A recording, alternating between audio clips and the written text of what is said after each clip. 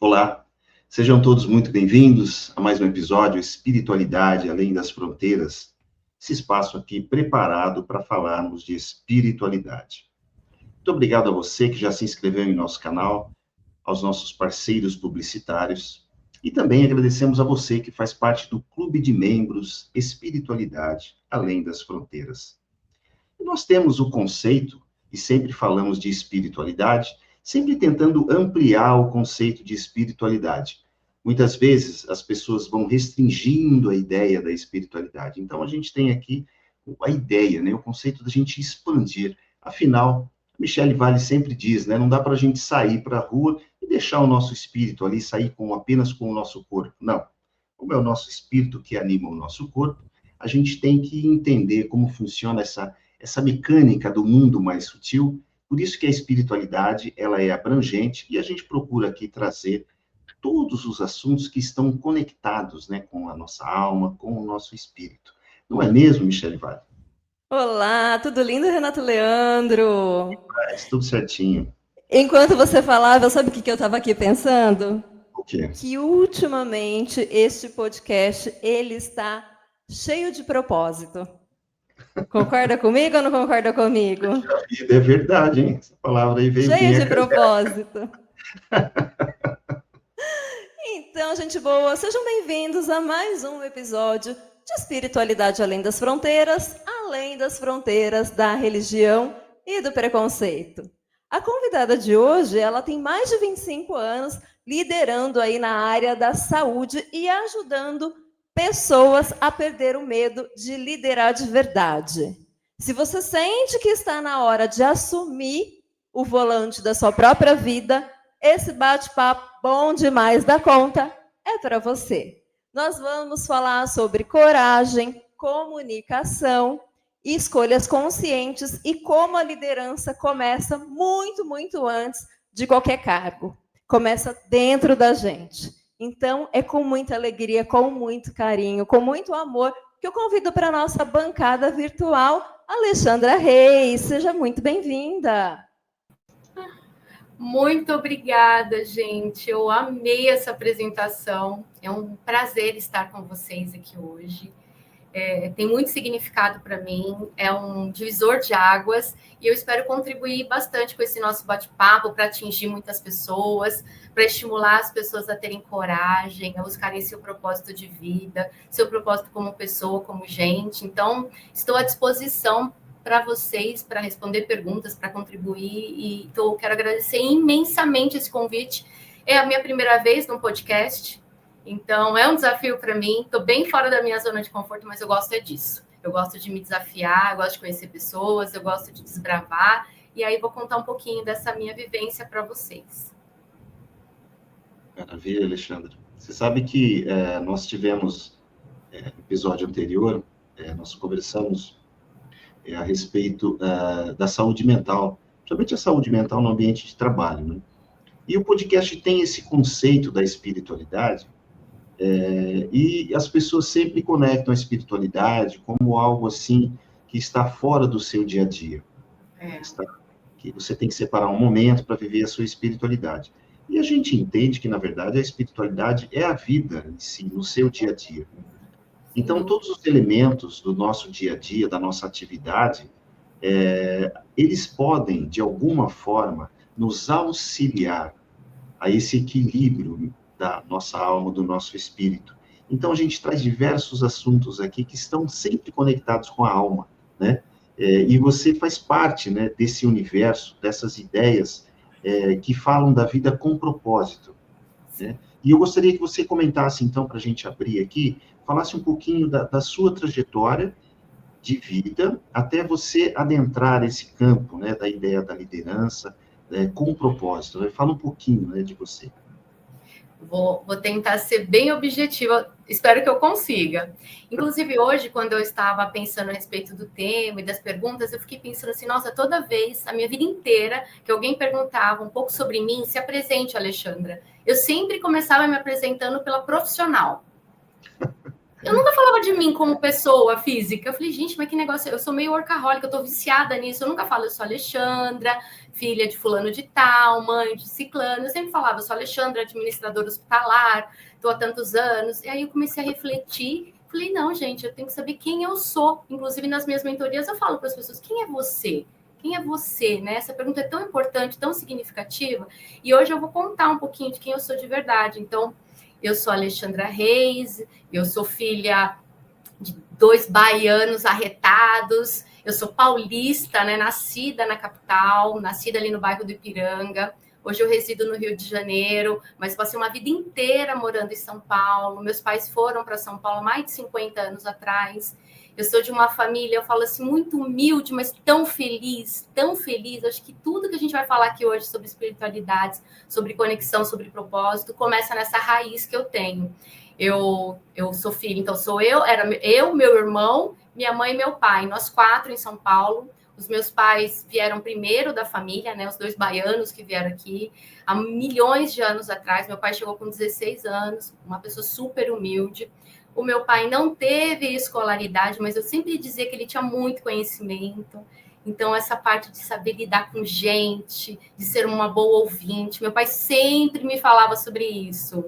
Eu sou escorpiana, vamos dizer assim, né, de signo, então eu tenho uma personalidade forte. E meu pai falava assim, filha, deixa isso para lá, isso não vale nada não, a amizade vale mais do que isso, para qualquer... E às vezes nem era comigo.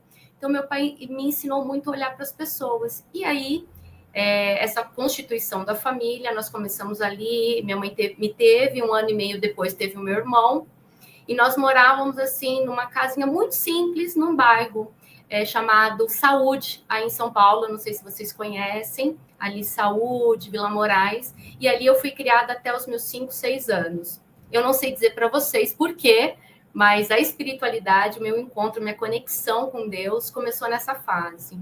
O meu pai, nessa época, bebia muito, infelizmente, ele era uma pessoa alcoólatra, e com 6 anos, alguma coisa, além de mim, disse para o meu pai que se ele não parasse, eu não queria mais ser filha dele.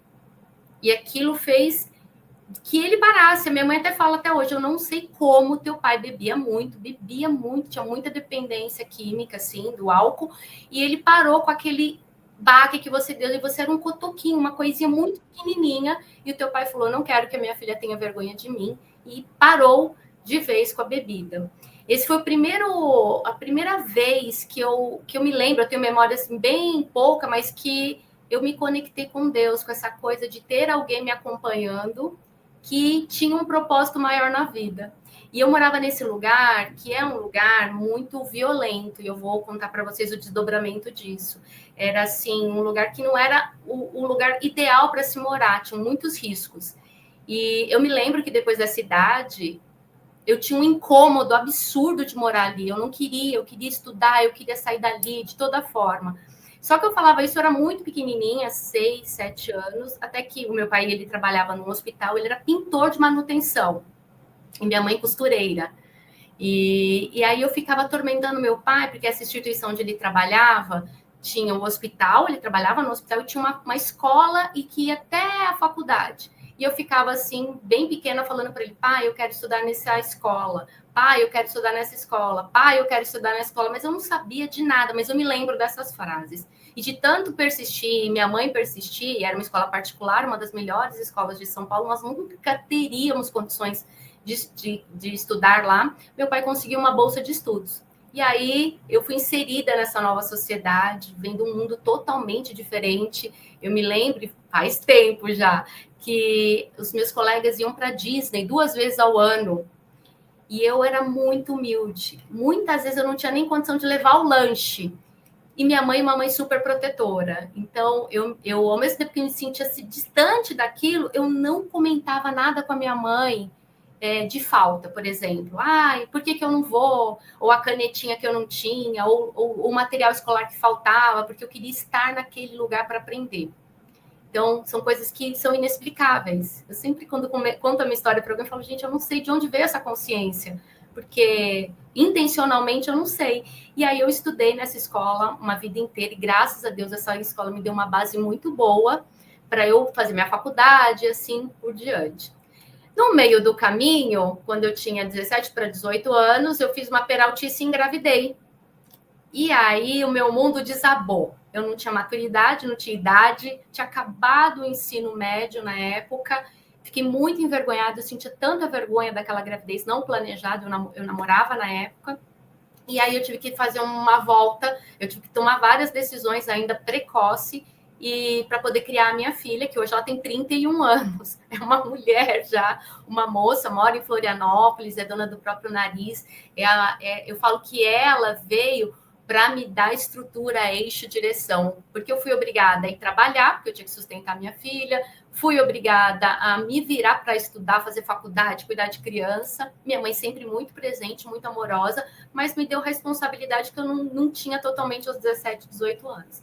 E assim foi. Depois eu casei, depois de 6 anos, tive o meu filho Rafael, que hoje tem 21 anos, e a vida foi seguindo desta forma.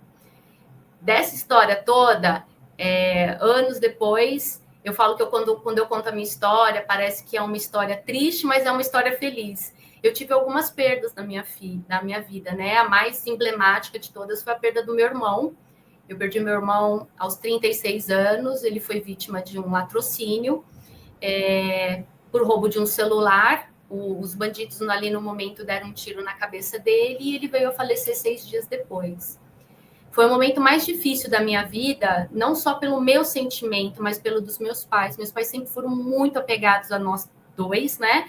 E o meu irmão especialmente porque ele era uma pessoa com deficiência.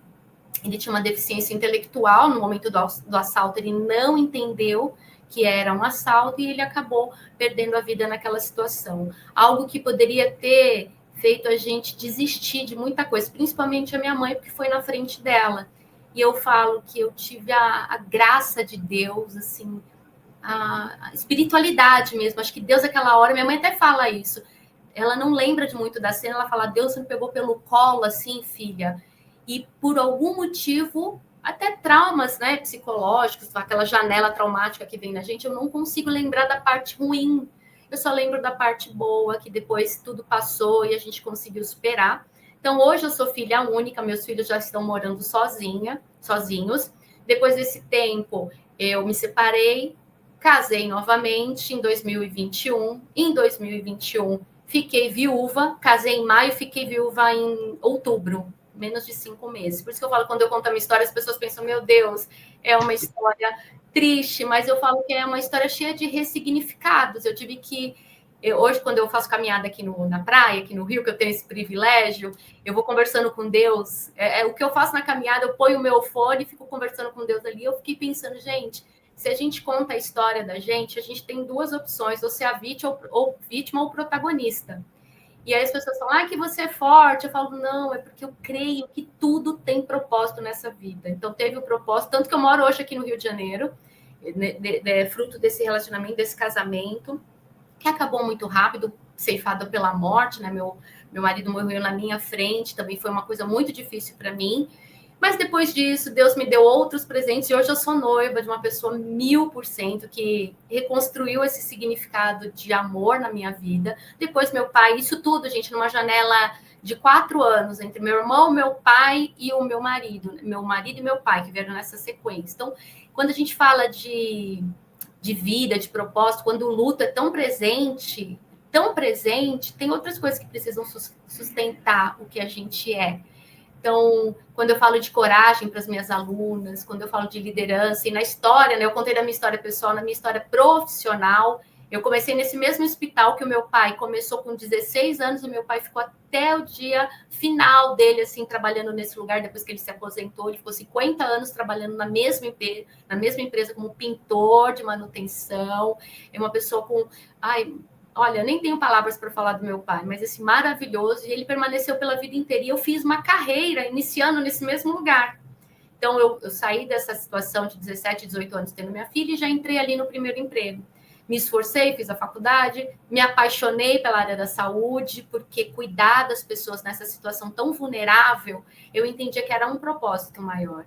E aí fui liderar, terminei a faculdade, meu gestor na época me ofereceu uma vaga de liderança, e a equipe que eu liderava, logo a primeira equipe que eu liderei na vida, eram 32 pessoas, todas profissionais da limpeza. Então, não tem nada mais genuíno do que você liderar primeiro a equipe operacional. Aí você precisa conhecer muito de gente. Aí eu sempre falo, todo mundo fala, mas você estudou o quê? Eu falo, a minha especialização foi fazendo, gente. Porque ouvir as histórias, saber que existe, igual você falou da Michelle, não dá para a gente tirar a espiritualidade, não dá para tirar o sentimento, não dá para tirar quem a gente é, botar na porta da empresa e falar, fica aí fora que agora só entra a Alexandra profissional aqui. Eu não me importo com o que as pessoas fazem, eu não me importo com o que as pessoas sentem. Então, isso me transformou como pessoa.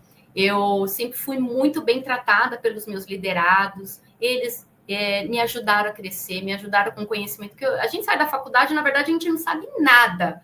Eu fui aprender realmente com quem fazia, ouvindo. Na área da saúde, vocês devem imaginar, existem muitos termos técnicos. Eu era responsável por áreas muito estratégicas, logo ali no início da minha formação, e eu fui aprender com quem estava ali na base. Então, eu digo que saber falar, saber escutar, estar próximo das pessoas, a gente nunca perde. Tem sempre alguém para ensinar para a gente, para contar uma história, e isso eu herdei do meu pai. Eu tenho duas características que são, assim, predominantemente dos meus pais. A minha mãe, que é uma mulher que gosta de servir, então eu falo, se você precisar de alguém para acompanhar alguém no médico, ela nem conhece a pessoa, ela vai dizer que ela quer ir. Alguém para visitar uma pessoa no hospital que está doente, a minha mãe fala, eu quero ir, deixa eu ir. Eu falo, mas para quê? Você não conhece a pessoa? Ai, porque eu sinto, assim, que eu devo servir para alguma coisa. Eu falei, então tá bom. Então, essa coisa de sempre estar servindo, ajudando os amigos dos amigos, o filho de alguém, minha mãe está sempre disponível. E o meu pai com essa questão de ouvir os outros, ser resiliente, não julgar. Meu pai, eu nunca vi meu pai fazer juízo de valor. Fofoca, sabe assim? Falar, você viu que fulano de tal? Por que ciclano, não sei o quê? Quando você ia falar para ele fala, não, deixa isso para lá. Não tem nada a ver com isso que você está falando, não. Isso não é com você. Então, eu aprendi muito com eles dois nisso de fazer do limão uma limonada. Corajoso. Meu pai morreu com 85 anos. Meu pai foi pai mais velho, né? Então, ele morreu com 85 anos, forte, cheio de vigor. O que levou meu pai foi a tristeza. Ele não soube lidar com a perda do meu irmão, então ele foi definhando, né? Essa tristeza, esse luto, ele não conseguiu superar. Eu me lembro, até contei ontem que eu chegava para visitá-los, eu ia visitá-los todos os dias, ele estava soluçando, assim como se a morte tivesse sido aquele dia, e já tinha 7 anos. E eu falava, pai, você vai se esvair em lágrimas. Puxa vida, eu não queria, pai, você é tão forte. Imagina, com 80 anos, meu pai subia no telhado fazer manutenção. Depois disso, ele desistiu da vida, teoricamente. A gente levou no médico, o médico disse, não, é só tristeza, não é depressão, porque ele vivia falando, eu não quero morrer. Eu falei, pai, a gente não tem controle sobre isso. Esse é um pouquinho da minha história. Vou deixar vocês me perguntarem, senão eu vou falar aqui até ad eterno. Não, eu só vou fazer um comentário aqui, porque sou filha de escorpiano, meu pai é escorpião, e neta de escorpiana. Minha avó isso daí já explica de onde você tirou força. Isso daí já explica. Meu pai é escorpiano também. Não, vocês são tinhosos, mas vocês são fortes. Vocês são tinhosos, mas vocês são fortes. E uma coisa que me chamou a atenção na tua fala, que eu, inclusive, já presenciei muitas vezes em várias empresas, essa questão, os seus problemas ficam lá fora, do portão para fora. Não tem como. E a gente escuta, e isso a gente escuta até hoje. Os seus problemas. Aqui ninguém tem nada a ver com os seus problemas. Os seus problemas ficam lá fora. E é triste, né, Alexandre? Isso é triste, né? Você sabe, Michelle, que eu fiz a transição, eu não contei, né? Vou falar aqui rapidinho, fiz transição de carreira agora, fiquei na verdade, fiquei 29 anos trabalhando dentro de instituição de saúde. Aprendi muito, eu tive muita sorte, tive bons líderes. E eu fiz transição de carreira. Eu, como diz um amigo meu esses dias, ele falou, se abriu paraquedas e saltou. eu estava super estável, eu estava na minha zona de conforto, eu estava muito bem, recebendo bem um bom salário, economicamente falando, mas me deu uma angústia, tipo, e aí, o que é mais? Que a gente está falando aqui, né, do sentido, de liderar com sentido. Eu falei, tá, eu sempre falava, eu já não tenho mais aquele desafio de dizer, como é que faz tal coisa? Eu já sabia muito como faz tudo. Eu já conheço um hospital de frente para trás, de trás para frente, as áreas de operações todas, e eu queria algo mais, algo maior. E aí me planejei, falei, bom, agora é a hora. Eu brinco que eu subi para pedir demissão mais de 10 vezes e perdi a coragem no trajeto. Eu subia a superintendência, era lá no 5º andar, e no 4º andar eu subia e descia. Aí hoje eu não tenho coragem. Por quê? Porque eu era apaixonada. Eu sou apaixonada até hoje. Muito apaixonada pelo que eu faço dentro dos hospitais.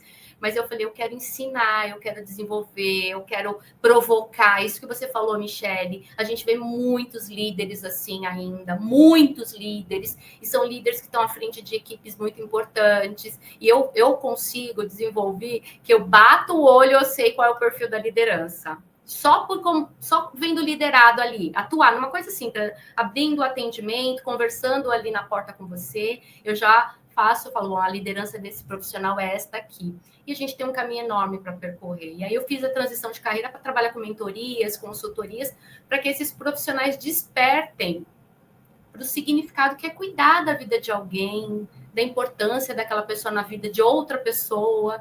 A gente vê casos como o do menino Benício, eu gravei sobre isso. Hoje mesmo eu estava gravando sobre um outro erro médico.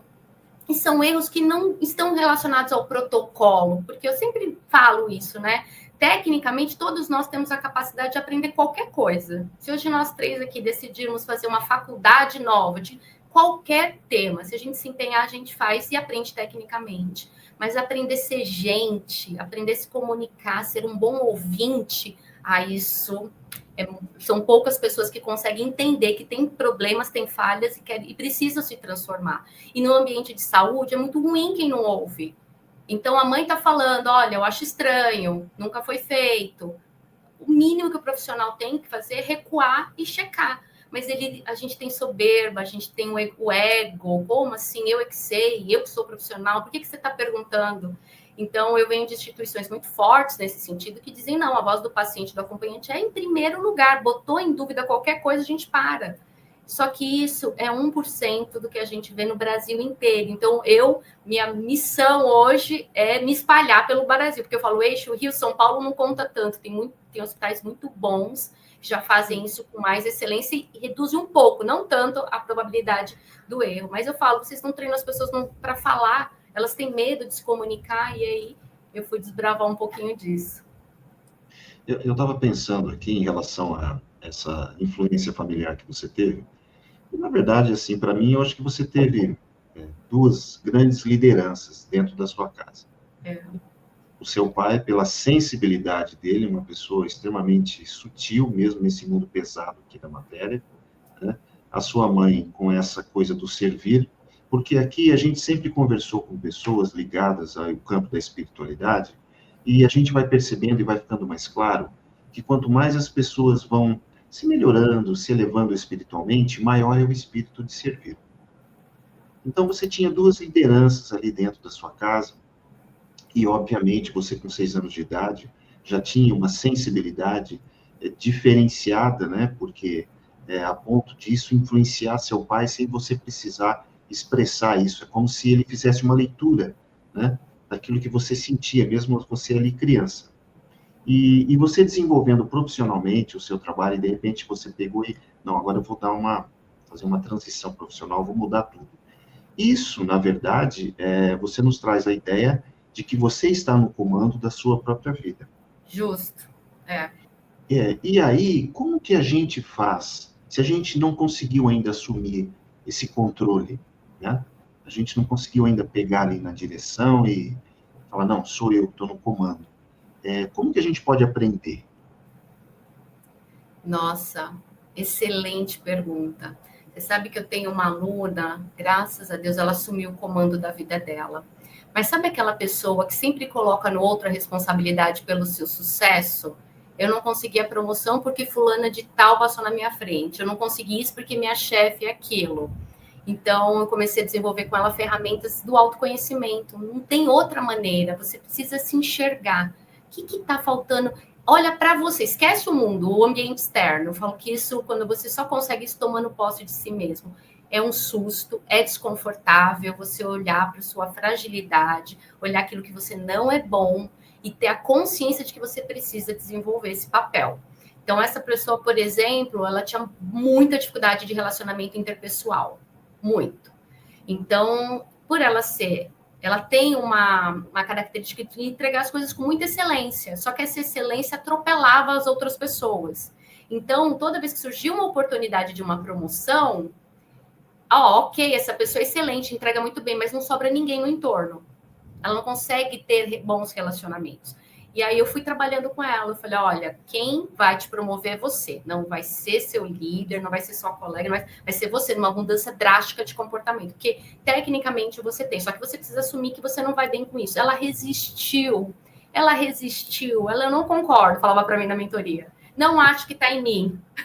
Sabe, aqueles combates. Como assim, como não tem? Como você não acha que não está em você? Vamos fazer uma retrospectiva. E aí fui fazendo através de muita conversa, quase uma terapia. Até que ela tomou posse, fez essa mudança de comportamento. Eu falei, tira do colo do outro, coloca em você. É só você olhar no retrovisor. Quantas vezes esse problema que você está citando para mim, ele já aconteceu com outras pessoas? Será que está todo mundo equivocado, menos você? Será? Tem horas que você não pode dar murro em ponta de faca. Não é ceder ao sistema, mas é saber usar de estratégia. E é estratégico. Se nesse ambiente eu preciso ser mais colaborativa, eu preciso me comunicar melhor, eu preciso apontar, porque ela apontava erros claros, assim, você errou nisso aqui. Ela já ia com a artilharia, mandava e-mails. Eu falei, para que você reage? Respira, você tem diafragma. Não reaja. No curso que eu dou, eu falo, gente, existe telefone, existe respiração e existe o e-mail. Para de ficar mandando e-mail para cada pessoa que te provoca. Foi a pior coisa que inventaram. Eu falo, toda vez... Eu tenho um grupo, por exemplo, de mim comigo mesma. Não sei se vocês têm. Eu tenho. Eu tenho um grupo e tá lá nas minhas conversas comigo mesma. Quando eu tô muito fora de mim, irada, vou reagir a alguém, eu mando um áudio. Falando como se eu fosse falar. Aí eu brinco com as minhas alunas que falam, na terceira vez que você mandar o áudio, você já vai diminuindo o tom. Depois você relaxa, você vai escrever ou vai mandar de uma outra forma, você vai ligar. Para de ficar brigando. Mas é porque eu entendi que eu aprendi na minha pele que as minhas reações atrapalhavam os meus resultados. Então, essa coisa de tomar posse de si, autoconhecimento, é o primeiro passo. E isso é de uma forma muito desconfortável. Eu falo que o líder, de verdade, eu, por exemplo, eu falo a real para os meus liderados, de uma forma muito educada, não vou expor, mas eu vou dizer para ele exatamente, olha, você tem um problema sério você está com um problema sério de relacionamento interpessoal, seus colegas não te validam. Então, isso é um problema de resultado, vai impactar. Você não consegue entrar na outra área. Tudo teu é mais lento por conta dessa questão de relacionamento. Nós somos relacionais, né, Renato?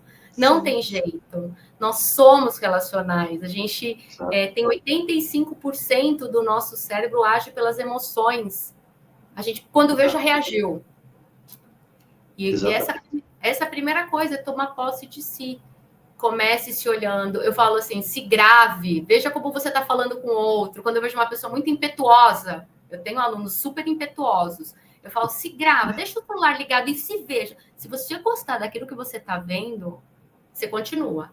Aí a pessoa vem e fala, não, Alexandra, não está legal mesmo. O meu tom muito alto, muito áspero, eu não me percebia. É incômodo, nossa, é desconfortante. Eu falei, peça feedbacks para quem te ama de verdade, que quem quer te ver melhor. Eu falo até dicas dentro de casa, né? Você fica toda hora acusando alguém, apontando erros. Dentro de casa mesmo, é um treino pra gente. Vê como essas pessoas se sentem. Eu falo que, por exemplo, no feedback, eu falo, para de adjetivar as pessoas. Você está, olha, a forma como você falou naquela reunião não foi bacana, você foi pouco grosseiro, você está chegando atrasado, ao invés de você é atrasado. Nenhuma pessoa gosta do adjetivo ruim, né? Vai lá, tampa os ouvidos e para de de se perceber. Quando você fala isso, tem uma provocação. Eu até conto uma história de uma profissional que trabalhou comigo, que ela falava assim, um dia ela abriu a porta e falou assim, por sua culpa eu não sou promovida. Por sua culpa eu não tenho oportunidades. Aí eu falei, ela chamava Viviane, eu nunca vou esquecer, talvez ela até veja esse podcast. Aí eu falei assim, como assim por minha culpa? Aí ela falou, você está me atrapalhando. E havia um critério, você não era promovido se você não fosse uma pessoa assídua, frequência, horário, não tivesse atrasos, não tivesse faltas injustificadas. Aí eu falei para ela, senta aqui. Aí entrei no sistema de faltas e pontos, sistema de ponto dela, e tudo que estava em amarelo era atraso ou falta. Quando eu abri o sistema dela, eu nunca vou esquecer, 22 dias de trabalho, 22 dias de atraso. Aí eu falei para ela, sou eu que estou impedindo o seu crescimento? Olha aqui a tela. Ela ficou tão constrangida. Eu falei, existem regras, a gente precisa cumprir. Essa primeira não depende de mim, depende de você. O que eu posso fazer para te ajudar é você abrir porque você atrasa todos os dias e eu te dizer o que eu posso fazer. Mudar de horário, mudar de escala, mudar de dia. O que você precisa? Ela, preciso de um horário intermediário. Eu falei, pronto, show. Vamos mudar para o horário intermediário, porque é possível nessa condição. E aí ela mudou, ela era auxiliar de limpeza, foi para técnico e hoje ela é enfermeira. Então, a pessoa precisa tomar consciência. Como é que eu tinha... Lógico que tem muito líder que não contribui, né? Não é verdadeiro, tem medo de falar a verdade, ficar mal visto, de não ser querido, que a gente fica dependendo de validação o tempo todo, eu quero ser bonzinho, eu quero ser legal, e tá deixando a pessoa ribanceira abaixo. Ela tá indo pessimamente, resultado ruim, não sabe se relacionar, não entrega resultado, mas você não tem coragem de falar a verdade, fica rodeando. O primeiro ponto é esse, é se rodear, é se conhecer também a ponto de poder contribuir com o outro. E assim... não, pode concluir.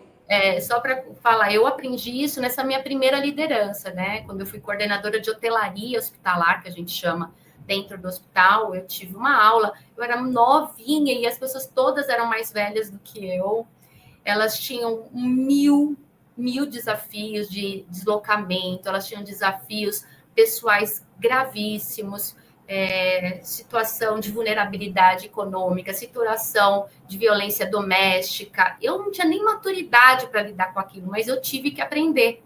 Eu não podia só, olha, você faltou, porque eu não sabia o que aconteceu, ela levou uma surra do marido, algo além, a filha desapareceu, foi sequestrada. Então, eu fui uma líder, que eu falo, pouca gente me encontrava na mesa. Me encontrava na mesa para fazer análise de indicadores, estratégia e planejamento. O resto eu estava no meio deles. Eu criei, assim, métodos que eu falo até hoje que funcionam muito bem, que eu usava o vestiário que eles usavam. Eu não tinha aquela coisa do ego do líder, né? Que às vezes eu usava o refeitório que eles usavam, porque aquele momento de descontração era onde eu conhecia mais da pessoa. Então, eu conseguia compreender. E na época, quando eu passei pelo meu luto, que eu fiquei viúva, foi esse aprendizado de 20 e tantos anos que me ensinou a superar. E eu achava, olha o que aconteceu, casa de ferreiro, espeto de pau. Eu não chorava nessa época do meu luto, no meu trabalho, porque eu falava, como é que eu sou líder, como é que eu vou chorar? Como é que as pessoas vão achar que eu sou fraca, que eu estou vulnerável, que eu não tenho capacidade de tomar decisão? Eu era líder de muitas pessoas. E aí... Um dia eu tive um mal súbito no metrô, na linha vermelha. Eu fui visitar minha mãe naquela época morava em Itaquera, eu fui até lá visitar e passei mal na volta. Imagina o desespero que eu fiquei. Quando eu acordei na plataforma, com o celular na mão, eu falei, gente, tá tudo bem. E todo mundo preocupado, fui pro trabalho, a médica do trabalho falou assim para mim, Alexandra, você tá com tristeza entalada. Eu falei, como assim tristeza entalada? Você precisa botar a tristeza para fora. Você tem direito a isso. Aí, doutor, eu não posso. Eu sou liderança aqui dentro, eu sou a líder de todo mundo. Como é que eu vou botar minha tristeza para fora? Ela falou, não, você precisa, é urgente isso. Aí eu falei, mas às vezes me dá uma vontade de chorar, uma vontade, uma dor. Aí ela, pode chorar. Eu falei, mas como é que vai ser? Ela falou, toda a instituição sabe o que você passou. Todo mundo sabe a sua história aqui dentro. Ninguém vai estranhar. Aí eu me lembro que na primeira reunião que teve online, era uma reunião só com staff, só CEO, diretor, não sei o quê. E era uma reunião de gerenciamento de riscos. E eu estava na tela, assim como vocês, eu falei minha parte. E do nada veio a lembrança, veio a dor, veio a tristeza, veio a saudade, veio tudo. Minha lágrima desceu, assim. Todo mundo olhando. Normal, continuamos conversando. Aí eu aprendi aquele dia, gente, eu também posso sentir. Eu tenho validação para eu sentir. Então, isso faz parte da gente. A gente é humano, isso não nos faz menos eficientes, né? Menos especialistas, faz a gente gente. E hoje em dia, tem muitos lugares que não aceitam que você seja gente. Eu falo, se eu fosse ser contratada hoje, eu quero conhecer a história daquela empresa, como ela trata os profissionais, como ela entende de gente mesmo. Porque não tem como correr, o resultado vem pelas pessoas. Você pode ter a máquina mais moderna do universo. Em algum momento, o ser humano vai entrar na jogada. E aí, como é que ele tá? E tem gente que fica incomodada quando eu falo isso. Fala, ai, tá passando muito a mão na cabeça, é muito mimimi. Eu sei separar bem quando é excesso de... Assim, eu falo que tem que estar com couro duro. Quando a pessoa tá muito mole, assim, lamentando demais, ó dia, ó céu... E quando a pessoa, de fato, precisa de um apoio, de um direcionamento, está no limite dela. A gente fala tanto hoje, né, das pessoas que estão presentes só fisicamente, que é o presenteísmo, e a alma já foi para outro lugar. Isso tudo a gente aprende a reconhecer, mas só estando junto com pessoas, nessa trajetória toda. Enquanto você... Espetacular também, acho. Enquanto você falava, me veio coisas assim, que eu acho que pode colaborar muito para a gente se autoliderar, né? Porque começa pela gente. Você trouxe o autoconhecimento e você trouxe também a autorresponsabilidade. Sim. E também a autorregulação. É. Agora você está dizendo que... E aí me lembrou a Silvia Trevisan, de uma entrevistada nossa, que ela falou, gente, não engole o choro. Porque a gente tem isso, né? Tem. Alexandra, engoli o choro, não vou, agora eu não posso, eu estou no meio de uma reunião. E ela trouxe justamente isso, gente, precisou chorar? Chora. Isso. Porque isso parece que nos humaniza, até diante das pessoas, né? E de repente a gente tem aquela imagem, eu sou durona, eu sou foda, eu não tenho problema. Isso aí. Só que por dentro a gente está em frangalhos, né? Enfrentando os nossos maiores desafios. Sim. É aquela história dos campeões, né? Todo mundo é campeão em tudo, né? Eu também, né? Somos campeões, né? Então, posso demonstrar. Né? E aí fica complicado, né? Agora, esses termos aí eu nunca tinha escutado, né? Como é que é? Tristeza entalada. Tristeza entalada. Tristeza entalada. Tristeza entalada. E o corpo é uma máquina. Ele foi lá e disse que chega. Ou você para, tanto que eu desmaiei. Eu nunca tinha desmaiado na vida. Eu me lembro de eu estar olhando, assim, eu estava encostada no metrô na janela, e eu vi passar em câmera lenta, assim, a janela. Sabe quando vai passando a janela, mas bem devagarzinho? O meu cérebro fez assim para mim, você não pode desmaiar aqui. Meu Deus, não. Mas quando eu acordei, quando eu abri os olhos, já tinha acontecido. Então, o físico disse assim, espera aí, você não para, a gente para você. Como as doenças, né? Peraí, você não vai parar? Eu paro você. Você não quer parar? Foi uma autodefesa. Foi uma autodefesa. Isso, né? Você sabe, é um fluxo. Você sabe que tem uma coisa? A gente vai falando aqui, a gente vai fazendo analogias com outras situações, e elas estão conectadas de alguma forma. Essa coisa de não expressar essa dor, essa tristeza, ela vai represando aquela energia, né? E aquilo vai ficando... como se fosse um nó mesmo, como se fosse algo assim, aquilo vai crescendo e fica parado ali, represando, a coisa não flui. A gente conversou olha só, onde eu vou aqui com a conversa, a gente conversou com um amigo nosso, um parceiro, que ele é médium, e ele faz cirurgias espirituais. Bacana. E o que acontece? Nas cirurgias espirituais, ele comentou o seguinte, que o tratamento, ele é feito no corpo espiritual, e durante o processo de tratamento no corpo espiritual, obviamente, como médium enxerga, a gente não consegue enxergar. Mas ele falou que ele percebe o fluxo, e ele vê por cores, inclusive. Olha, o fluxo que acontece dentro do corpo espiritual, eu vejo os pontos onde ali o fluxo está interrompido. É como se fosse um nó. Aí ele vai ali trabalhando naquele nozinho, e aí o fluxo vai voltando ao normal. Trazendo isso para a nossa realidade física e, obviamente, emocional, a gente quando a gente não acompanha o fluxo natural da vida, que é ficar alegre, ficar triste, chorar e sorrir, porque a gente tem que ser campeão em tudo, né? Eu tenho que demonstrar que é força. O que a gente faz? A gente vai criando esses nós. A gente vai impedindo o fluxo. E ali vem a questão, vem as doenças, e aí somatiza. Então, a ideia do fluxo, ela é fantástica. Por quê? Porque a doença está nessa interrupção. Para que você se recua. Não, aqui não. Eu vou segurar. E a gente quer ser maior que a vida, às vezes. Não vai conseguir. Justamente. Não, eu só, vixe, ó, eu seguro e nós vamos. E a vida deve dar risada na cara da gente, né? Tá pensando o quê? A gente deve divertir muito a vida. Não, e assim, é engraçado, porque eu não sei, eu não conheço muito disso, mas eu falo, vamos falar sobre destino, né? Definir a sua própria vida, a sua direção das coisas. Eu sempre dei aula aqui no Rio de Janeiro. Eu era professora convidada para vários eventos, mas eu vinha, dava aula e ia embora. Eu tinha trauma, eu tinha pânico. Eu falei, Deus me livre, eu não tenho nem coragem de sair do hotel, nem do avião, nem de nada, mas eu vou lá, dava aula, as pessoas super receptivas comigo, mas eu tinha aquele estereótipo, aquele preconceito muito forte.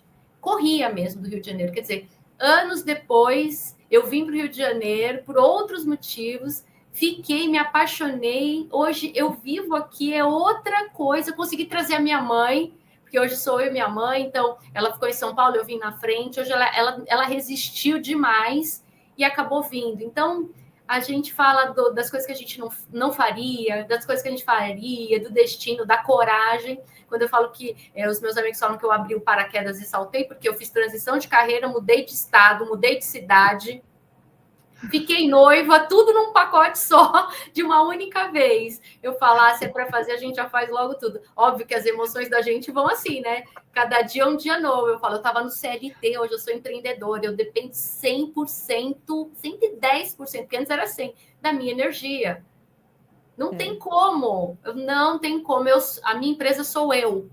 Então, tudo que... Né, a minha empresa sou eu, não tenho como me dar o luxo de não querer, ou de não atender alguém, ou de deixar para depois, e aquilo vai se acumulando, eu tenho que fazer o que tem que ser feito. Eu tenho até essa frase, vamos fazer logo o que tem que ser feito. Eu não gosto de murmurar, não gosto de reclamar. Eu falo, tem que ser, vamos fazer então. É nesse horário, é ali, é aqui, vamos fazer então. E eu aprendi isso no corporativo, aprendi com as pessoas. A gente está falando de espiritualidade aqui, nessa 2021, quando aconteceu tudo isso, de eu ficar viúva, eu me batizei na igreja evangélica. Eu sou cristã, mas eu sou a pessoa mais eclética e mais livre de preconceito da face da terra. O meu noivo é um bandista. E as pessoas olham pra gente assim, como se nós fôssemos ETs. Como é que vocês estão juntos? Vocês são ETs. Vocês são ETs. Porque vocês são ETs. E eu sempre ficava, eu não conseguia entender aquilo. Eu falo, por que isso é tão esquisito para todo mundo? Aí depois eu fui entender, porque primeiro eu não conhecia da Umbanda. Eu nem tenho hoje. Para eu perguntar, eu vejo ele praticar, eu vejo como ele faz, eu vejo os rituais, vejo tudo. Mas isso para mim nunca desconectou com o que eu creio. E eu sempre respeitei as pessoas como elas são, com tudo que elas veem. E isso não faz ninguém melhor ou pior do que ninguém. Só que o fato de eu ser batizada numa igreja evangélica, isso aqui vai viralizar, com alguém falando como que ela aceita, porque isso, porque aquilo outro. E assim, de verdade, eu creio em Deus de uma forma que eu não acredito na separação, na segregação, na divisão. Eu acredito que o amor é mais do que todas essas coisas. Eu acredito... Minha mãe é espírita. Eu fui criada nesse lar católico, porque o católico e o espiritismo seguem quase colados ali, né? Ela frequenta a igreja católica, mas ela é espírita também. E eu só vi coisas boas acontecendo ali no nosso entorno. Então, eu decidi ir para a igreja evangélica, porque foi quando eu me identifiquei naquele momento do luto, onde eu fui acolhida e segui dessa forma. Hoje eu não frequento igreja nenhuma, eu faço todos os meus devocionais em casa, mas sou uma cristã apaixonada por Jesus, assim, eu acho ele o cara. Mas eu falo, as pessoas, quando a gente se apresenta e eventualmente fala, e você é o quê? Ele é Não, vocês não podem estar juntos. Como assim? Vocês não estão juntos? Não tem como. Porque a gente sabe do nível de preconceito entre dos dois lados, né? De um lado e do outro. Depois Sim. eu fui tomar ciência, depois eu fui ter entendimento. Falei, ué, eu tô nesse meio aqui, eu nem sabia. Ó, vou te falar uma coisa. Eu acho isso muito estranho. Um bandista ficar noivo de uma evangélica. É muito estranho. Pois é, muito estranho. Você sabe que eu sou uma pessoa, eu sou espírita, né? Mas se você entrar nos meus stories ali, na minha rotina, eu começo o dia com o meu devocional, eu começo o dia com os meus louvores evangélicos, aí eu falo um pouquinho do meu tarô. Então, quem entra ali vai Não encontrar sabe. uma salada. Não, vai encontrar uma salada de frutas e vai falar, meu, essa menina, ela é doida. E porque e o estranho para a gente é ser estranho para as pessoas se respeitarem, né? Com certeza. Eu tinha um lema na empresa, quando eu falava de casos de compliance, de auditoria, que me chamavam para esclarecer algum comportamento de funcionário, eu falava sempre assim, a salvação é individual.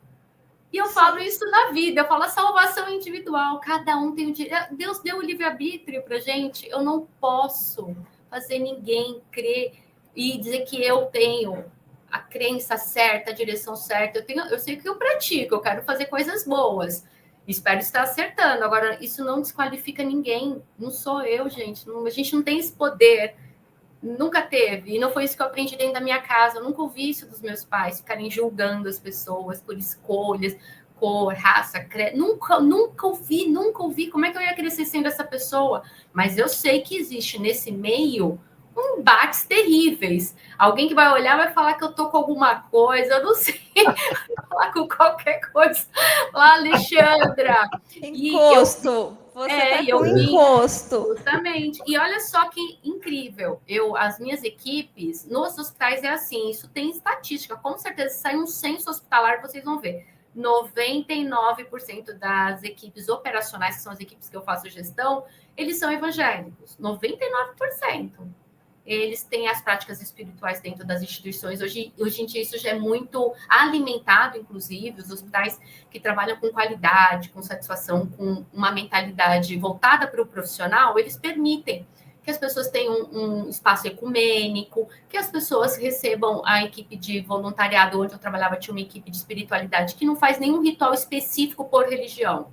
Fala lá da situação de Deus. Então, eles eram na massa tudo isso. E só que eles nunca falaram para mim. Eu sabia porque eu percebia pelo amém deles, por alguma coisa, eles não falavam sobre. E tinha uma senhora que eu amo até hoje, Dona Vilma Paixão. Nossa, ela é maravilhosa. Ela nunca me disse que ela era evangélica na vida para me converter. Sabe aquela coisa que fica tentando? Nunca falou. Sim. E me acolheu em momentos super difíceis da minha vida, mas nunca abriu a boca para dizer aquela coisa assim, está acontecendo isso para você, porque, assim, não, você precisa procurar Deus. Você está mal acompanhada. Você está meio perdida. Ela nunca fez, ela só acolhia. Então, eu aprendi, através dos exemplos que eu tive, que é assim, que o amor é isso. Né? A espiritualidade é isso. E o acolhimento, você comentou do acolhimento, né? Porque, às vezes, tem o aspecto muito teórico, às vezes, das religiões, e quando surge um momento grave, né, pessoal, na vida das pessoas, falta um pouquinho, né, desse acolhimento. Totalmente. Que é o que você recebeu junto aos evangélicos, e fez com que você se sentisse à vontade ali, e falou, eu vou habitar esse canto aqui da fé. E eu acho isso, assim, isso é bem presente na vida do Brasil, do país. Verdade. A gente vê esse número crescente, pelo último censo do IBGE, por exemplo, né, em relação aos evangélicos, em relação a esse crescimento. O que a gente fica, assim, acompanhando à distância e tal, é o de sempre. São pessoas que às vezes se aproveitam, né, da fé, e isso está presente em todas as religiões. Por quê? Porque a pessoa é a pessoa, independentemente da fé dela, é a pessoa, né? Então, isso acontece. Mas é muito bonito isso, a gente acompanhar, e como você comentou, né, dessa senhora. que ela não fica tentando convencer. Não, nunca falou a respeito. Eu adoro conversar com gente que pensa diferente de mim. Gente, eu amo, porque eu me sinto crescendo, assim. A pessoa traz o ponto de vista dela, eu trago o meu, e a gente diverge, a gente converge. E eu tenho muito isso dentro da minha casa hoje, né? O meu noivo, ele pensa de um jeito e ele me faz pensar. Ele ama filosofia, apesar de ser arquiteto, ele estuda o tempo todo sobre filosofia. E tem coisas que eu nunca tinha ouvido falar. E aí ele sempre me faz uma provocação. E a gente fica horas assistindo coisa no YouTube. Agora que começou esse negócio de debate, eu acho que você já deve ter visto. 30 no seu contra... 30 contra 1. E a semana passada era um cristão contra 30 macumbeiros. Aí a gente falou, vamos assistir. Você promete. Vamos assistir. A gente viu aberração de tudo quanto era lado, coisas assim. Ele falava, mas no que essa pessoa... Ele indignado, o que essa pessoa está falando? Não é isso. Não é isso, né? É verdade. Criam estereótipos, né? Isso. Sim. Criam informações equivocadas. Mas eu já percebi que não é só para religião. Isso vale para muita coisa na vida da gente. As pessoas que mais criticam, quando você vê, elas não entendem nada, elas não sabem o que elas estão falando. Elas deduzem de algum lugar, ouviu alguém dizer, mas assim, não vai beber na fonte para ver o que realmente é a Umbanda, o que realmente é o Espiritismo, né? As pessoas não se informam. E eu queria trazer aqui, porque a gente entrevistou a semana passada sobre a normativa de saúde mental, Alexandra. Sim. Então, a gente está agora nesse movimento de saúde mental para dentro das empresas, e você é atuante nesse trabalho aí de liderança, de dar monitorias, né, para melhorar o perfil das lideranças. Então, você acha que a gente tem um futuro promissor em relação a isso? Porque eu entendo que uma coisa vai ajudar muito a outra. Né, essa questão de melhorar a liderança junto com a normativa da saúde mental. Porque agora as instituições serão obrigadas, porque serão fiscalizadas. Elas deveriam fazer como qualquer pessoa, fazer isso de livre e espontânea vontade. O bem-estar muda resultado econômico. Sim. Ponto. Você compara uma empresa X com um clima organizacional bom e você compara a outra, você vai ver que os resultados econômicos, que é o que interessa no final das contas.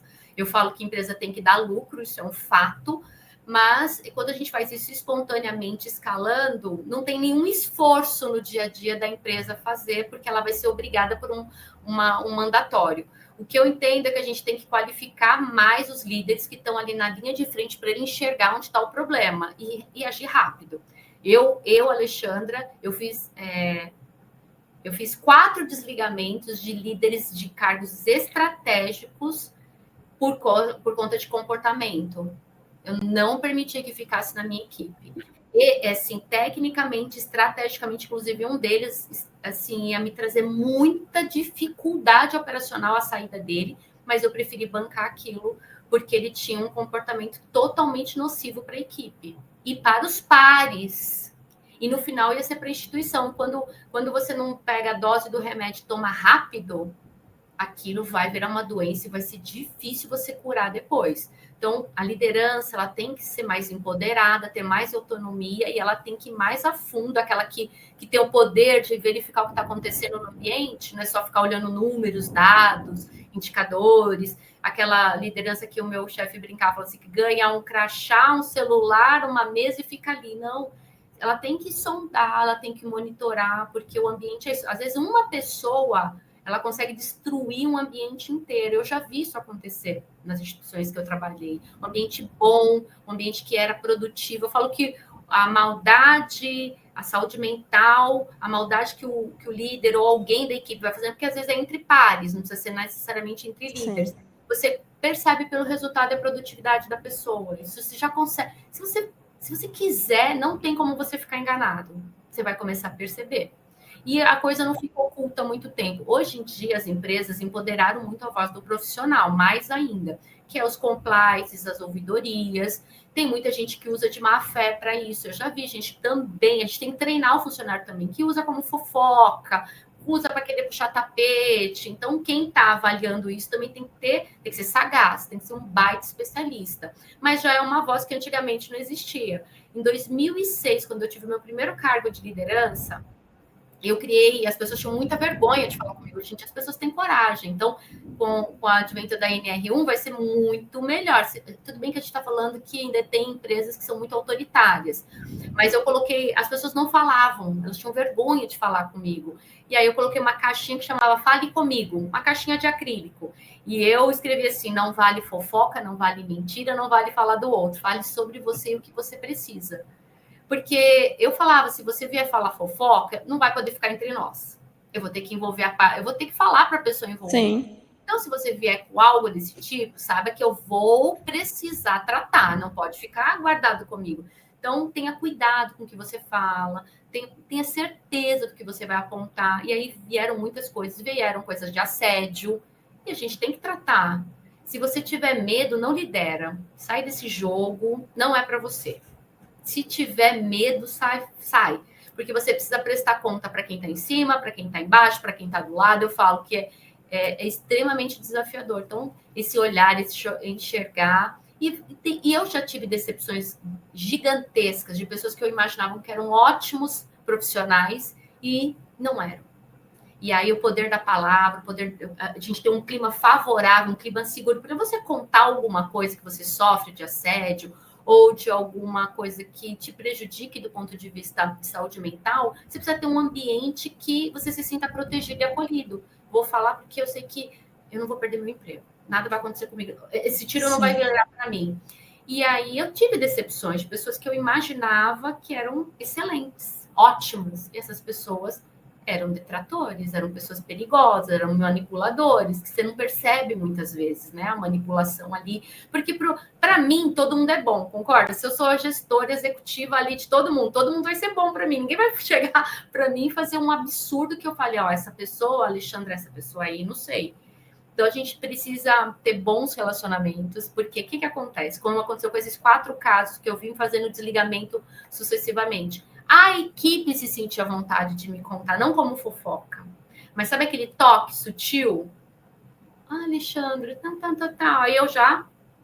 Aí já prestava mais atenção aqui. Aí eu mesma ia na fonte verificar e batia com as coisas. Então, se você tem um bom relacionamento com a base, com a sua equipe, com as pessoas, elas não sentem medo de falar para você. Então, eu tô lá no vestiário secando meu cabelo, vinha uma profissional, começava a puxar papo, daqui a pouco ela soltava alguma coisa. Ai, presta atenção. Será que não está acontecendo nada? Olha, e as pessoas vão ficando caladas, vão ficando acuadas. E, infelizmente, né, a saúde mental hoje, eu vi esses dias um dado que está passando à frente do diagnóstico de câncer no Brasil. A gente está emocionalmente muito abalado. E eu tenho medo de certos líderes. Eu vou falar que eles vão me matar, mas é verdade. Eu tenho medo de líder que só quer agradar quem está em cima e, assim, vai massacrando a equipe, sabe que não dá para produzir com aquele dimensionamento de quadros, sabe que não tem recurso, sabe que não tem equipamento, vai dizendo sim para quem está em cima. Eu tive o privilégio de trabalhar com líderes que me davam ouvidos. Eu falava, não dá para entregar esse resultado com essa condição. Eu não consigo. Se eu fizer isso, minha equipe vai ser dizimada. Daqui a pouco não tem mais ninguém trabalhando. E eles, não. Então, vamos ajustar, vamos fazer um planejamento. Eu te dou isso, depois eu te dou aquilo, a gente planeja. Então, eu tive esse privilégio. Não sei se foi um privilégio só meu, ou porque eu sabia falar, sabia me posicionar. Porque se você quer agradar o tempo todo, eu tenho pavor, gente, de chefe puxar saco.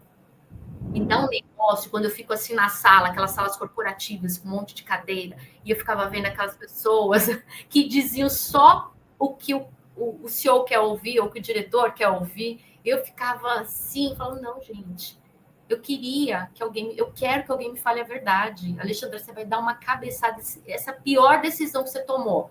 Eu quero que alguém me sacuda, Lê, não tá legal. Se você continuar agindo, tomando essas decisões, a empresa vai ter problema, porque as pessoas estão profundamente insatisfeitas. A gente não vai fazer tudo que a gente quer dentro da instituição, não é possível. Eu aprendi muito, a gente tinha uma certificação num dos hospitais que eu trabalhei no último, que chamava Planitree, que aqui no Brasil só o Einstein e esse hospital que é a ACD, onde eu trabalhei, tinham. e eles estimulam a escutativa de verdade. Eu me lembro, eu fazia parte do comitê de projetos, eu tinha que apresentar os projetos do hospital para os funcionários aprovarem. Então, a gente planejava a 4 mãos. Isso, para mim, era maravilhoso, porque se desse certo, era todo mundo, se desse errado, era todo mundo. Não ficava, porque só os chefes que decidiram. E aí, eu aprendi com esse comitê que eu podia dizer não para eles, porque eu não tinha condição. Então, quando eles me pediam uma coisa muito fora das minhas condições econômicas ou estruturais, eu dizia claramente para eles, gente, eu acho fantástica a ideia de vocês, mas neste momento eu não consigo. Qual é a outra opção? Aí o que aconteceu? Eu estabeleci confiança e relacionamento com eles. Eles sabiam que quando eu prometia, eu cumpria, porque a gente já tinha falado o que era possível e o que não dava, porque a pior coisa é criar uma expectativa que não se concretiza. Então, nessa era da saúde mental, acho que a verdade, a sinceridade, entender da vulnerabilidade, da cabeça do ser humano, acho que todo líder vai ter que conhecer um pouquinho de psicologia, de não tratar como uma bobeira, e acontecerem casos sérios que a gente sabe, as pessoas tirarem a própria vida, a gente ouve falar, e você está ali negligenciando, não fica com a batata quente no teu colo, a pessoa deu sinais, ela comentou, e você fala, não é nada não, ela sempre foi assim, daqui a pouco você ouve a história, o filho vem, liga, então o líder, ele tem que ser um cara corajoso, não dá para ser alguém amedrontado, alguém que está ali só por cargo, função e salário. Se você faz isso, 2026 vai ser um ano que você vai ter que começar a se sacudir, porque a gente vai separar o joio do trigo, não tem jeito. A gente vê bastante mudança, né? Porque lá a Revolução Industrial, ela trouxe para a gente essa questão de supervalorizar a capacidade técnica das pessoas. Era isso que se levava muito em consideração. E a gente agora, eu vejo que a gente, tudo bem que demorou um cadinho, né? Mas a gente caminhou para um momento da vida que outras habilidades são levadas em consideração e uma delas é a habilidade relacional, né? Sem dúvida. Isso é bom. Isso é bom. É ótimo. Você sabe que semana tem passada... que ser educado, né? Tem sido. Semana passada eu participei do Café com Reflexão. Michele, para você que é mulher, um programa fantástico, com 64 mulheres do país, que são consultoras numa empresa de tecnologia, e eles fazem um programa destinado para as mulheres, porque liderar é mais desafiador para as mulheres. Principalmente quando você lidera equipes de homens, como é o meu caso, que lidera engenharia, arquitetura, manutenção, equipes essencialmente masculinas. E aí uma das meninas me perguntou, eu fiz um bate-papo como eu estou fazendo aqui com vocês, mas era como se fosse um modelo de palestra. E aí elas queriam que eu contasse a minha trajetória como executiva, porque elas estão neste plano de carreira e elas queriam saber quais foram os maiores desafios. E eu falei, olha, é muito desafiador ter posicionamento. E aí ela perguntou assim, mas eu vejo uma coisa em você, Alexandra, você é alegre. Isso te atrapalhou como executiva, como gestora? Eu falei, tem gente que não gosta. Tem gente que imagina uma liderança carrancuda, uma pessoa de... Eu não consigo ser essa pessoa. Se fizer minha análise de perfil e eu tiver que ser essa pessoa, eu vou estar fora do meu eixo. Então, eu sou a pessoa do bom dia, eu falo com o porteiro, eu falo com todo mundo, eu falo com eles do mesmo tom, do mesmo jeito, com a mesma energia, 24 horas por dia, 7 dias por semana. Ela, não, porque eu estou te observando, e eu já estive em empresas que eu sempre vejo o executivo com a cara bem fechada, principalmente quando for mulher, para impor autoridade. Eu falei, é o perfil dela, mas para mim não funciona. Eu sou pessoa acostumada a lidar com pessoas o tempo todo. Então, eu entendo que, além de ser o que eu sou, eu falei, eu não posso, como disse Mário Sérgio Cortella, eu não tenho como matar aquilo que sou. Eu sou isso aqui. Como é que eu vou ser? Alguém me oferece um cargo e eu vou chegar lá e vou ter que me transformar em outra pessoa. Eu não vou entregar resultado. Então, tem esses desafios, além de tudo, da gente se adequar a cargo e função. E o que a empresa imagina, eu falo que é um casamento perfeito. E para mim, nas entrevistas, tinha que ser uma entrevista inversa também. Eu acho que deveria ser direito de quem está entrando na empresa. Mas me conta um pouquinho como é o seu modelo de liderar. Eu quero saber se eu quero ficar isso aqui, igual um relacionamento. Eu quero saber, quero entender se vai dar conexão. Fica só a gente entrevistando a pessoa vai querer entrar, ela vai falando, mas será que vai dar liga do contrário? A pessoa fala, olha, eu sou mais assim, eu sou mais assado. Você fala, acho que não sei não, hein? Não sei não. Não vai dar certo. Esse conceito aí, né, dessa mudança que você falou, porque são novas gerações, né, que chegam, e elas estão mais conectadas nisso, né? Quero ver se essa empresa realmente serve para mim. Isso. Eu estou precisando, eu estou, sabe, estou numa situação financeira daquele jeito, mas eu quero saber se essa, por quê? Minha saúde, né? E essa coisa que eu comentei, assim, de ser educado, é porque não tem jeito. A gente vê na história da humanidade. Se não for através das leis, se não for através dessa coisa do comando, quem está no comando, a coisa fica difícil para mudar, né? Então, e o que a gente vê, e o que eu acho muito triste, são pessoas com poder no comando, e você percebe esse processo de desumanização que há, e a pessoa que está no comando, está no poder, ela deveria, no caso, chegar até essa posição, né, pelos motivos pelas quais a gente acredita que alguém chega. Mas a gente sabe que as estruturas institucionais não são assim. Você chega num lugar, você fala, mas como é que essa pessoa está no comando? Eu tenho um negócio para te falar sobre isso, vou te contar uma história. Então, é isso, né? Não, pode contar a história, porque eu assim, eu fico às vezes abismado, e por quê? Porque essa pessoa, quando ela tem poder, tem e às vezes a única forma dela ser educada a fazer o exercício correto é através da lei, não tem jeito. Exatamente. Chegou a lei, aí ele vai aprendendo e vai educando aqueles que, porventura, né, pensavam em seguir esse caminho. Mas pode dar o seu exemplo. Não, você falou sobre isso na minha palestra sobre comunicação e posicionamento. Eu falo o seguinte: você já viu tartaruga na árvore? Aí o pessoal fala, não, nunca vi tartaruga na árvore. Eu falei, então, mas se você passa e vê uma tartaruga na árvore, o que você vai pensar? Aí a pessoa fala, alguém colocou lá. Eu falo, é a mesma coisa. Um profissional que não deveria estar... Perfeito. Acabou. Nossa, perfeito. O que aí tem eu falei, tartaruga na árvore? E olha, eu vou falar, hein? Tartaruga na árvore. O que a pessoa está fazendo ali? Eu ouvi isso quando eu me formei. Eu fiquei tão indignada com uma pessoa na época que assim, eu não aceitava. Aí uma amiga minha, sábia, virou para mim e falou, Lê, deixa eu te falar uma coisa. Você já viu? Ela me contou, tartaruga na árvore? Eu falei, não. Ela falou, então. Mas se você passar e ver, você vai pensar o que falar, que alguém colocou lá. Ela, então, se alguém colocou, acabou. Acabou, você não tem mais o que fazer, a menos que quem colocou não esteja mais lá. Eu falei, entendi. Então, não fique indignada que não é nada com você. Ela falou, não é nada com você, é que alguém colocou lá. E existe muito disso ainda, né? Nossa, mas muito. Agora, eu vou começar a andar por aí e vou lembrar de você, Alexandra, porque eu vou olhar para as pessoas e eu vou falar, uma tartaruga na árvore. É a única explicação. Nossa, é a única explicação. Vou olhar e falar, tartaruga na árvore. Alguém colocou lá. Como é que a tartaruga vai chegar na árvore? Não tem como. E para essa tartaruga entender como é que funciona, é a lei. Não tem jeito, é a lei. Então é importante, a lei tem que falar, olha, né? Porque às vezes pelo diálogo não vai ser nem possível. Né? É aquela coisa de, às vezes, você conversar com uma liderança e tal, e você percebe que a pessoa não está te entendendo. Você fala, nossa, você não está me entendendo. Né? Mas aí, poxa, tartaruga na árvore. Né? Isso. Não, isso daí, não, acabou. Coisa para mim, acabou. E você sabe que as empresas confundem muito a aplicação da N1, a NR1, aos espaços. Eu fiz um lugar aconchegante. Eu já vi isso. Fantástico. Tem jogo, tem não sei o quê, tem videogame. Para eles, lá, para eles. Fiz para eles. Para eles.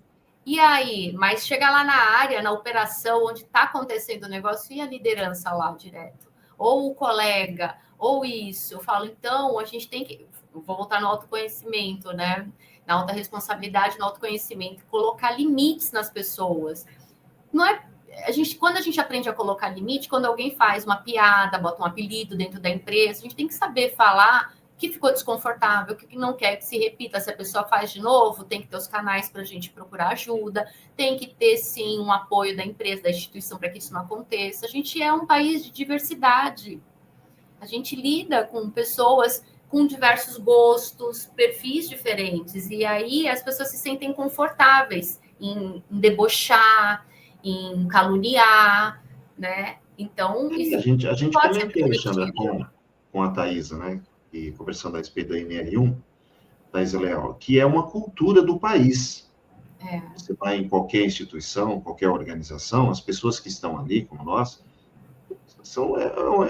uma pequena amostra do que acontece no país como um todo. Isso e a aí. cultura brasileira, a cultura do país, né, ela tem uma série aí de vícios, né, isso aí não vai acabar da noite para o dia. Então, a princípio, é a lei está chegando, né, mas é necessário alguém com sensibilidade para fazer o uso dessa ferramenta, né, da lei. Exatamente. E não é coisa de outro mundo, não. Quando a gente fala de alguém com sensibilidade, é o básico. Não é, não. É o básico da convivência, por exemplo, na casa dele. Como que é na casa dele? Isso. Ele vai se comportar do mesmo jeito lá na empresa. Justamente. Então, a cultura do país como um todo, como você comentou, é muito diversa, né? Muito diversa. Olha o meu desafio. Você falou isso, eu lembrei de um caso de compliance que chegou para mim na equipe de manutenção, da equipe de obras. A gente tinha uma equipe de obras dentro de um dos hospitais. E na obra, o que acontece na obra? Apelido. Apelido de tudo quanto é tipo.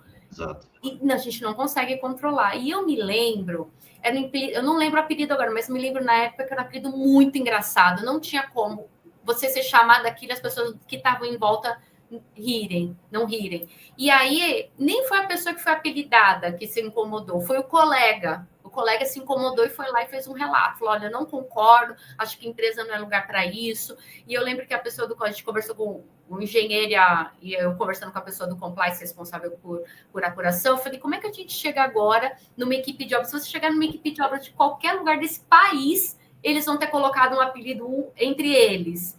A gente tem que ter saber usar a estratégia da comunicação, porque eles vão se sentir tipo, puxa, mas para a gente é tão normal botar um apelido, não falar a pessoa por algum traço físico e não pelo nome. Ninguém se chamava pelo nome.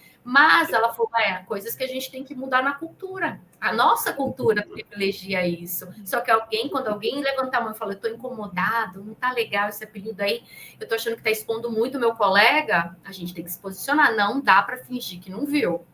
E aí a gente tem aquela... Às vezes, até a própria pessoa que recebe, né, o apelido, culturalmente, ela fala, não, eu tenho que aceitar, porque é natural. Isso! É só uma brincadeira, é só uma brincadeira. Aí a gente volta naquela coisa, assim, de você liderar, né? Você liderar, Você, né? Opa! Que liderança é essa para sua própria vida? É isso aí. Eu estava assistindo esses dias um podcast da psicanalista Andrea Vermont, e eu achei fantástico o que ela falou, e eu já tinha falado isso há anos atrás, lá no RH da empresa onde eu trabalhava, e ninguém me levou a sério. Ela falou assim, eu queria dar uma dica para as lideranças. Contrate as pessoas fazendo perguntas mais absurdas. Ao invés de você ir para o técnico, aquilo que o currículo dela já disse ali, tem a formação suficiente, pergunta qualquer coisa, para ver como ela se posiciona em relação à vida pessoal dela, que você vai saber muito sobre a entrega dela dentro da empresa. E eu falava, na época, vai para o RH da empresa, eu falava assim, eu quero fazer entrevista no metrô. Ela, como assim no metrô? Eu quero fazer entrevista no metrô. Eu quero ver como esses profissionais que vêm aqui, se eles dão assento, se eles dão lugar para o idoso, para pessoas com deficiência, se eles são educados, se eles esperam a fila, se eles furam a fila, se eles saem derrubando as pessoas nas escadas rolantes. Eu quero fazer, e a pessoa da RH, Alexandra, não tem como. Eu falei, porque é o comportamento lá de fora que reflete aqui dentro. Aqui dentro, todo mundo vai falar. Real, né? É o comportamento da vida real. Eu até o que você é de verdade ali quando a câmera, quando ninguém tá vendo. Eu falei, eu queria tanto ver aquele que fica fingindo que tá dormindo e a senhora precisando ir para o médico lá segurando, quase caindo, e a pessoa com boné. Não dá lugar, né? Não dá lugar. Eu falei, esse daí não trabalha. Esse é o funcionário. Esse é o meu funcionário. Deus me livre. A gente teve aquele caso recente da diretora comercial lá em Santa Catarina, do jogo do Avaí, ou Criciúma, eu não sei, um jogo de futebol, não sei se vocês viram que ela ficou xingando, ela ficou usando termos racistas. Eu vi, triste, eu vi. A mulher é diretora. Gente, eu achei aquilo. Aí eu falei, todo mundo já sabia, porque não tem como, em algum momento a pessoa solta uma frase dessa dentro da empresa, num almoço, num café, mas ela é um cargo extremamente estratégico. Como que ela faz aquela palhaçada. A empresa foi tão cobrada para ela sair, a sociedade cobrou tanto, porque eu ouvi dizer, por um outro canal de lá, inclusive, que a empresa ia dar uma abafa, porque ela era muito amiga do dono, e depois ela ia ser reintegrada, mas a sociedade não, o local não permitiu, falou, não. Se não é capaz deles assim, pararem de comprar, pararem de consumir, porque, de fato, tem comportamentos que são inaceitáveis. E aí são fora. Inclusive, eu tinha uma aluna que eu falava para ela, cuidado com as suas redes sociais, porque ela era cheia dos desabafos, assim, sem filtro nenhum. Eu falei, você está no caminho da liderança. Ela estava fazendo a mentoria para ser líder. Aí ela falou, mas é minha individualidade, é a minha rede social. Eu falei, mas quando você lidera 24 horas por dia. Sim. Se eu sair aqui do meu trabalho, fizer uma besteira no restaurante ali, alguém descobrir onde eu trabalho, vão associar a empresa que não tem nada a ver comigo à minha conduta. Então, não adianta. Você precisa prestar atenção nas suas redes sociais, seus desabafos, seus xingamentos, porque tua equipe vai estar olhando aquilo. Mas eu não tenho liberdade de expressão. Eu falei, não tem. Como líder. Eu falei, se liberta dentro do banheiro, fala com o teu espelho, mas não fica fazendo esse tipo de conduta, porque você... faz o grupo seu mesmo, né, do WhatsApp, né? Eu sempre falo, você não faz seu grupo. Funciona muito. Mesmo. Eu falo, não adianta. Eu sempre falo do caráter e da reputação. Eu sempre falo para as minhas alunas, caráter é o que a gente sabe que tem, e a reputação é o que as pessoas falam da gente. Então, não adianta a coisa andar desconectada. Preserve a sua reputação, para que você seja bem falada, que demonstre aquilo realmente que você é.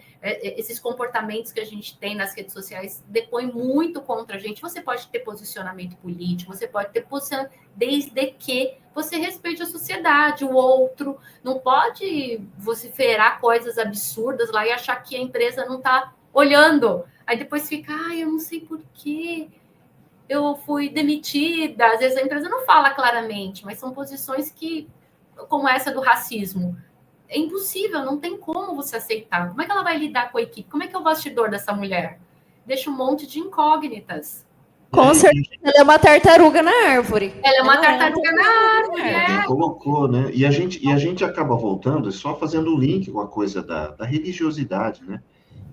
Porque a boca fala daquilo que o coração está cheio, não é verdade? Justamente, fala mesmo. Eu sempre lembro disso. E uma hora a pessoa vai, sabe? É o que eu sempre falo. Eu sempre falo para a minha equipe, eu falo, você não é como você age, você é como você reage. Quando alguém te freia no trânsito, quando você tem aquela reação desproporcional aos fatos, que aí você humilha, você constrange, porque você reagiu a alguma coisa. Ali você conhece quem é a pessoa. Eu sempre falo, presta atenção como ela está reagindo. Porque o líder tem que ter autocontrole, não é negociável. Isso quer dizer, um funcionário vai me afrontar e eu vou agir com ele na mesma proporção. É como se uma mãe discutindo com uma criança, não dá. Você tem que ter o autocontrole. Você vai respirar. Eu sempre falo da respiração para a minha equipe. Eu falo, vai no banheiro, respira. Conta até 10, respira 10 vezes. Aí, se tiver muito calmo, aí você sai, mas não reage. Não reage. A reação vai fazer você perder toda a sua razão. E serve para tudo, né? Para a gente liderar todos os aspectos, né? Até a própria vida mesmo, né? Sim. A gente tem que agir. Alexandre, olha, o nosso papo está muito assim, a gente nem percebeu, né? Mas a gente está caminhando aí para a nossa reta final, e eu gostaria que você falasse um pouquinho dos seus projetos, como que as pessoas podem encontrar você na internet, algum projeto que você queira destacar. Eu agradeço, as pessoas podem me encontrar no meu Instagram, por enquanto eu só tenho Instagram e Facebook de redes sociais, e mal consigo gerenciar como eu gostaria, esse mundo digital. Eu falo, gente, sair do corporativo para o digital é outra coisa, né? A gente vira uma agulhinha no palheiro e tem que reconstruir autoridade de novo, confiança. Então, é alexandrareis.cpp, que é conexão pela palavra, que é algo que eu acredito muito, que as pessoas se conectem pela palavra, pelo que elas dizem, né, pelo que elas demonstram. Eu trabalho hoje com mentorias coletivas e individuais para profissionais que desejam liderar com essa confiança. Eu ensino um pouco disso que eu aprendi e aprendo com eles também. E eu trabalho com a parte da consultoria nas áreas de saúde. Então, como eu me tornei uma especialista nesses serviços hospitalares, eu presto consultoria para hospitais que desejam estruturar, revisitar, melhorar, trazer resultado econômico, satisfação, trazer implantação de normas regulamentadoras, como fazer isso com as pessoas. Então, eu trabalho, e com as palestras, faço muitas, isso eu faço bastante, muitas palestras sobre gestão, comunicação e liderança, tirando as pessoas um pouco da zona de conforto, levando para o cantinho do pensamento. Eu faço muito para hospitais, instituições, e eu falo aquilo que eu vivi no bastidor. Então, quando eu falo algumas coisas, as pessoas ficam meio desconfortáveis, falam, acho que eu faço isso. E acho que isso, porque eu falo a linguagem, eu falo que eu sou uma especialista que vim para o mundo digital, mas que eu vivi muita experiência do fazer, que me tornou uma treinadora de tanto que eu fiz por repetição. Então, eu falo que eu sou uma treinadora diferente. A gente tem, como se diz, preconceito com coach, né? Que esse negócio de ser coach. Tem um monte de coach que nunca fez nada. E eu tenho pessoas do meu meio que eu fico olhando e falo, mas onde ela trabalhou que ela está ensinando a técnica? Eu tenho eu falo que o meu produto, o meu diferencial é que eu vivi tudo que eu falo, né? De tanto fazer, de tanto repetir, de tanto errar, porque se não fossem os meus erros, que não foram poucos em 29 anos, eu não tinha aprendido tanto como fazer uma liderança mais humana. Eu falo que eu lidero, sempre falei essa frase, eu lidero pessoas, processos e resultados. Que é isso, né? Que a gente tem que trazer resultado, tem que fazer a empresa crescer, prosperar, porque eles crescendo, a gente cresce juntos e fica todo mundo feliz e contente. Maravilha. Maravilha. Queria agradecer imensamente você ter aceitado o nosso convite. Agradeço vocês pelo convite, fiquei muito feliz.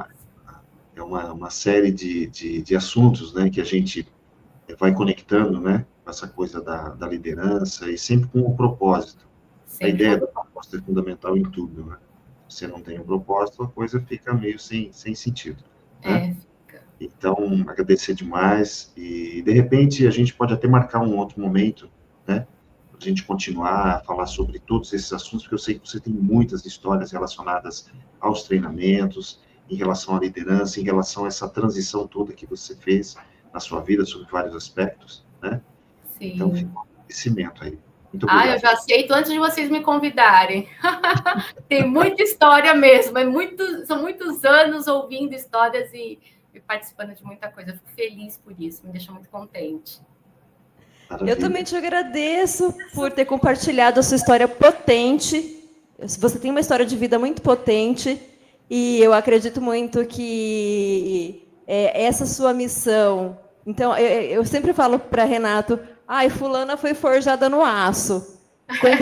Quando você estava contando essa história hoje, eu falei, nossa, essa menina ela foi forjada no aço.